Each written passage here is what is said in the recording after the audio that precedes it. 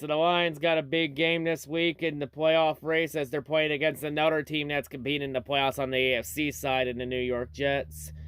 So yeah, the Lions traveling up to MetLife to New York to take on the Jets. I mean the New Jersey Jets since it's the MetLife in East Rutherford, New Jersey.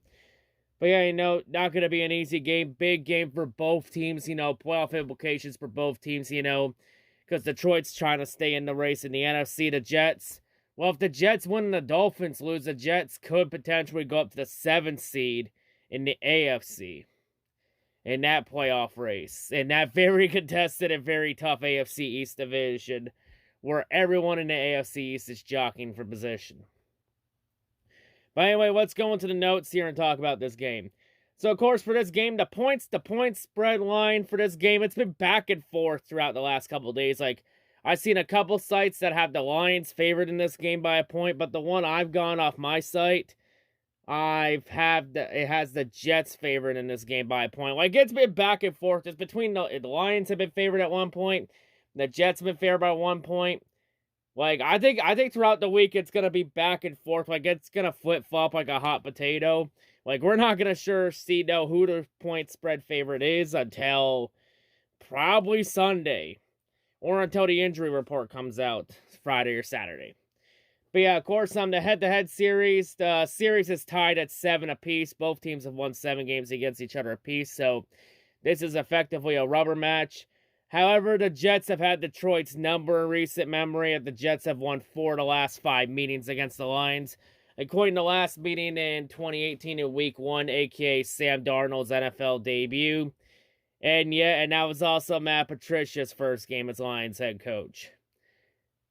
And let me just say about that game in 2018. Less said about that game, the better. That game is dead to me. And let me just say this, Jets fans. This Lions team ain't the same this isn't the same fucking team you played 4 years ago. I'm just going to say that to you right now. But yeah, of course, the Lions, they're 2-3 on the road this year. The Jets are 3-3 at home. Of course, the Lions have won their last 2 road games. Including the last time the Lions went on a road, which was in New York about a month ago against the Giants. But yeah, the key players on offense, like the QB situation has become a massive clusterfuck for the Jets. Like just when you thought it was set in stone with Zach Wilson, Zach decided to be a fucking dipshit and not take responsibility for playing like ass against the Patriots. And Robert Saleh decided to send him to the fucking doghouse. There was Joe Flacco who played a couple snaps against the Bills last week, but Joe Flacco looked like shit, and he's a shell of his former self. Like, the last couple weeks, they've had Mike White in. But Mike White's questionable for this game because he suffered a rib injury, suffered some broken ribs, and he was pulled out of the game twice, only to come back both times. Like, I'll give mad kudos to Mike White, because he is definitely one tough son of a bitch. I mean, to play through a rib injury like that after being pulled out of the game twice for it, and then coming back both times, like, he just would not go down quietly. The running back situation, they did have Breece Hall, but he's out for the year with an ACL tear. So their running back duo, they got Michael Carter, and they acquired James Robinson at the deadline from the Jaguars to take Breece Hall's place while Breece is out. The receiving core, of course, Corey Davis, he's questionable for this game because he's in concussion protocol, but I imagine that Corey Davis is going to be cleared for this game, so I'm expecting him to play. And then the other receiving weapons, you got the rookie Garrett Wilson, you got Elijah Moore. And then tight ends, you got CJ Uzomah, you got Tyler Conklin and Jeremy Ruckert. The defense, you got names like Carl Lawson and Tremaine Johnson as the main pass rushers setting the edge on the D-line. The main starter defensive line, of course, is Quinnen Williams. However, Quinnen is questionable for this game with a calf injury. And all I have to say is that if Quinnen Williams doesn't play for the Jets on Sunday with that calf injury, that's going to be a massive blow to that defensive line for the Jets. Because Quinnen Williams is easily the best player on the Jets. But I'll say this for the Jets. When the best player on your team is a defensive lineman, interior defensive lineman, then something's wrong there. The linebacking core has some names. You got C.J. Mosley. You got Hamza Nasseruddin. I probably butchered that last name because it's a bit of a tongue twister, but oh well. And then you got the other Williams, Quinnen Williams' older brother, Quincy Williams. And then the secondary needs no introduction. You got DJ Reed. And then the new star of the show in Sauce Gardner, the rookie. Sauce Gardner, it's very safe to say that he could be the front runner for NFL Defensive Rookie of the Year. Like, if you ask me for Defensive Rookie of the Year, it's effectively a two-man race between Sauce Gardner and Aiden Hutchinson. But if I had to give the edge to anybody right now, it's very close between the two, between Hutchinson and Gardner. Like they're about fucking dead even for that award. Like, honestly, for Gardner or Hutchinson, you can make a solid argument for either of those two to be Defensive Rookie of the Year. Like, you can make strong arguments for both of them, and I could take both of them serious. But unfortunately, I believe in NFL, you can't have a tie for the awards, so only one can win it. But Sauce Gardner, he came as advertised. Of course, the head coach of this squad is Robert Saleh, as Robert has really done a very good job. Let me just point this out for Robert Saleh. Saleh was the guy I originally wanted to be the Lions head coach after Patricia got fired. And then Robert Saleh shit the bed in his interview with the Lions, and now he's with the Jets. But so far, Dan Campbell, he's been as advertised too, as Campbell has helped turn the Lions around. Because the Lions' recent run as of late, 100% most of that goes to Campbell and the culture he's building up there. The offensive coordinator for the Jets is Mike LaFleur, and the defensive coordinator is Jeff Ulbrich. I've also liked Robert Saleh too, especially with the work he did in San Francisco, making that 49ers defense fucking scary and legit. Now for the Jets rankings, the Jets offense has been pretty lackluster this year, as the Jets offense has been ranked 19th. They're 15th in the passing game and 20th in the running game, so that Jets offense has struggled a lot at times. That Jets offense has been pretty bad this year. But the Jets' main bread and butter has been their defense. One of the main reasons the Jets are 7-6 and are in this playoff race, 100% the reason the Jets are in this race is because of the defense. As the Jets' defense is the number 2 ranked defense in the league. They are 4th against the pass, but the rushing game is where this defense has been pretty lackluster, as they're 13th against the run. So the main kink in this defense is the rushing game. And if Quinnen Williams is out, that's going to be another big blow, since Quinnen is the main thing that can help that Jets defense against the run. So the keys to this game, I think easily you got to run that ball.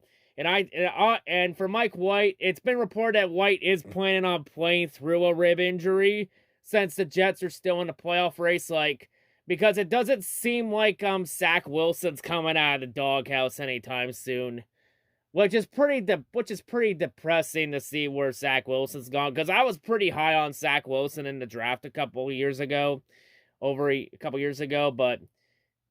and he showed some flashes last year, and he was really a big factor this year too. But just you gotta take responsibility for whenever you fuck up. And he didn't against the Patriots, and that's why he's in the doghouse. So far, Zach Wilson's only legacy so far was fucking that one MILF. Just, very tough for sure, but, maybe there's still hope for Zach Wilson to turn it around, but he's gonna have to definitely mature and step up and start taking responsibility if he wants to have any future in this goddamn league and maybe be the Jets franchise QB. But Mike White, though, it really depends on how Mike White plays through a rib injury, because playing with broken ribs is not fucking easy. It is fucking hard to do. That could definitely hinder. Now, whether the broken ribs could hinder Mike White or not is yet to be seen. But the Lions, they also got to take advantage of the Jets' banged-up offensive line, because the Jets' O-line is pretty banged up, especially with their 2 key pieces, Elijah Vera Tucker and Mekhi Becton both out for the season with a tricep injury and a knee calf fracture, respectively. They're both done for the year, which those are two big blown losses. Those two, that's a big blow to that O-line. Because those two were the main pieces of that O-line, and that's a big blow to it. See, I think they got to get pressure on it. Hutchinson and Houston got to keep feasting. I think you got to get some pressure to Mike White. And honest though, Mike White, he's not the guy for the Jets to take Zach Wilson's place. He had that one solid game against the Bears, and it's gone. Like, you give the fan base some hope after the first game after that game against the Bears, and that hope's gone. Like, the Jets have been kind of struggling and limping as of late, but I'm just going to say this. I do not think this game will be a blowout. Like, that Jets defense is going to keep them in the game, especially Sauce Gardner. That defense, whether they can stay in or not, I think part of it factors on if Quinnen Williams plays or not. Because if Quinnen Williams doesn't play, that's a big blow to that defense. But Sauce Gardner has really played a really good job too, so yeah. And honestly, I think one of the best things Goff's got to do in the passing game is try and keep that ball away from Sauce Gardner as much as he can. Because, yeah, Sauce Gardner is that much of a fucking ball hawk. Be honest, though, why do I got a feeling that Goff's going to throw an interception to Sauce Gardner this Sunday? Because Goff's had a really good run of not turning the ball over, but I kind of feel like Gardner's going to get one on Goff this Sunday. Why do I have a feeling that's going to happen? I don't know, just a bit of a guilty conscience there, but, just defense got to get some pressure and take advantage of the Jets' banged-up O-line, stuff that run, get some pressure to Mike White. Just got to run the ball on the Jets, because the Jets' defense has struggled against the run a lot of times. So I think take advantage of it, feed the ball to Jamal Williams and DeAndre Swift. Also get J-Mo more involved in the passing game. Because J-Mo, he did do well after that one catch. Because I actually didn't notice until I watched the replay that J-Mo actually made a big block on that Justin Jackson run that really helped Justin Jackson get that TD against the Vikings last week. I actually didn't notice that block until after that. And maybe do a little bit more trickery, the trickery with the fake punt. That was pretty good. And also that pass to Penei Sewell to ice the game. That was good, too. Maybe do a little bit of trickery and try and outcoach Robert Saleh in the process. But, yeah, this isn't going to be an easy game because, the Jets need this game to keep in the playoff race. The Lions need this game to stay in the playoff race. In the end, something's got to give. But I'll just say this here, for the Lions, currently their playoff chances are currently at 21% with 4 weeks to go. So about a 1 in 5 chance. But here's the thing, here's something I actually found out though. If the Lions win this game, and then San Francisco beats Seattle Thursday, and then Washington beats the Giants on Sunday night, if the Lions win and then the 49ers and Commanders win, the Lions' playoff chances with 3 weeks remaining then go up to a 50-50 shot. That and maybe some other cert because the Washington and New York play each other on Sunday Night Football. For the love of God, that game better not end up tie again, or so help me God.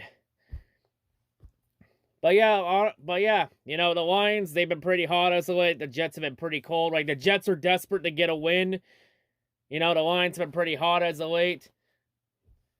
But yeah, I feel like the Lions kind of used their one mulligan against the Bills. And the Lions, they haven't won a game against the AFC East this year. And I do not think they will get swept by the AFC East. I think they will win at least one game against the team from the AFC East. Their only win against an AFC opponent this year was against the Jaguars a couple weeks ago. But, not going to be an easy game, but I think the Lions find a way to pull this one out. I think if the Lions just do their job and do what they've been doing the last 5-6 weeks, I think they can get this game. This is easily a winnable game. Not going to be an easy game because you can't take the Jets for granted, but even though the Jets are trying to butt fumble their season again, you still can't take that Jets defense for granted. That defense, can't sleep on it. But yeah, in the end, I think the Lions will find a way to pull this one out. Because, you know, I think the Lions, they're one of the hottest teams in the league, and I think they're getting hot at the right time. You know, they're learning how to finish games, and I've always said before, if the Lions can finish games, this team will be damn near unstoppable. And I think that's what's happening. I think the Lions are figuring it out, and they're slow building momentum. So in this one, it's going to be a tough game. I think it's going to be a low-scoring defensive game. In the end, I think the Lions pull this one out, and I got Detroit winning this game 22-20. I think it's going to be a very close, I think it's going to be a low-scoring defensive game. I got the Lions winning by only 2 points. I think it's going to be that close. Like, it's going to come down to the end. I think it's going to come down to which defense can make the biggest stops when it matters the most. You know, and I think the Lions' defense, they've been improving since the start of the year. And I think they can get it done against the Jets. So yeah, I think the Lions get this win. It won't be easy, but I think the Lions get this win. And the Lions just need some help. You know, as this week it seems like we gotta be 49ers fans this week too.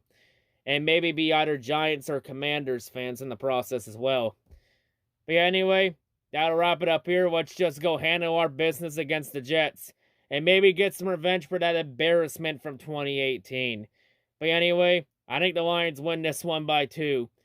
I'm not making the same mistake I made in my prediction back in 2018. Not this time. But yeah, can't take the Jets for granted, but I think the Lions can pull this one out. Anyway, they know a very crucial game. The Lions need this game, you know, just to get back, you know, to get the 500 and have a chance at the playoffs. Because out of all the teams remaining, this is probably the hardest game the Lions have left. It's against the Jets. See, if the Lions can beat the Jets, I do 100% think they can make the playoffs this year. But anyway, I'm out. See you later.